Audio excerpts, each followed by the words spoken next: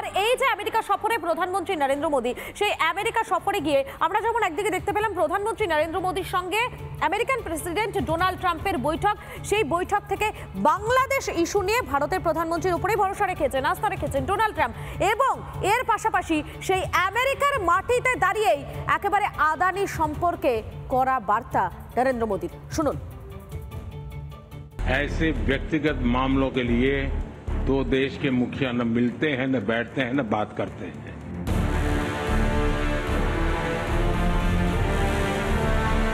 ভারতের সংসদে গৌতম আদানি ইস্যুতে কম হইচই করে না বিরোধীরা।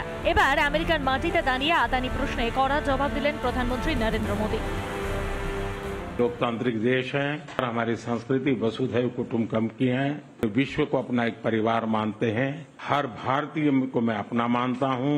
ऐसे व्यक्तिगत मामलों के लिए दो देश के मुखिया न मिलते हैं, न बैठते हैं, न बात करते हैं। গত বছর নভেম্বরে আদানির বিরুদ্ধে গ্রেপ্তারি পরোয়ানা জারি করে একটি মার্কিন আদালত। ভারতের বিভিন্ন রাজ্যে সরকারি কাজের বরাত পেতে ঘুষ দিয়েছে আদানি সংস্থা, এই অভিযোগেই পরোয়ানা জারি হয়। বিদেশে দুর্নীতি মার্কিন বিনিয়োগকারীদের বিপদে ফেলতে পারে, এর বিরুদ্ধে বিশেষ আইনে মামলা শুরু হয়। যদিও ভারতে আদানির বিরুদ্ধে তেমন কোনো অভিযোগ প্রমাণিত হয়নি, তার উপর যেই আইনে মামলা সেই আইনই তুলে দিয়েছেন ট্রাম্প, তাই সেই মামলার ভবিষ্যৎ এখন অন্ধকারে। এদিকে প্রধানমন্ত্রীর কথাতেই স্পষ্ট, যুক্তরাষ্ট্রে বা বিরোধীরা এই ইস্যুতে যতই বিশ্ব মাথায় করুক না কেন, ভারত কিংবা আমেরিকার সরকার কেউই তাতে আমল দেওয়ার প্রয়োজন মনে করছে না।